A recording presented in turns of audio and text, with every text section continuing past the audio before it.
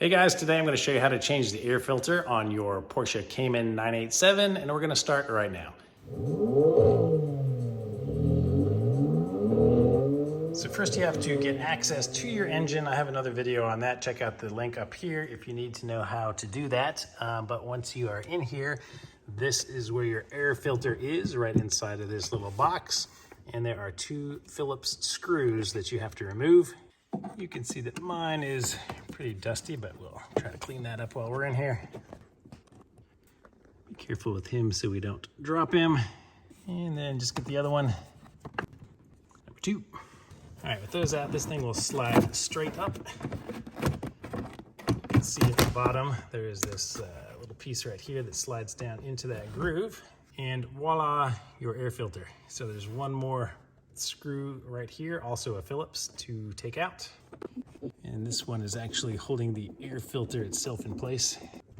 All right, so with that loose, you can push the air filter this way because this piece is pressed on over here. And then just work it out. All right, it's a tight fit, but you can get it out. There we go. Yeah, this one is ready to be changed, nice and dirty. So some air filters come with this plastic piece on the back.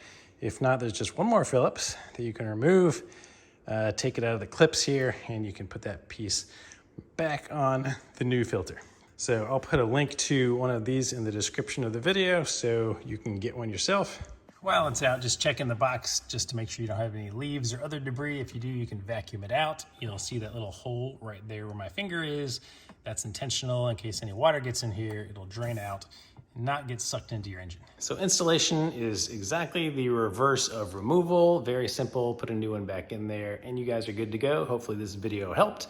Please give the video a thumbs up and subscribe to the channel. It really does help the channel out a lot. And I will see you guys on the next video.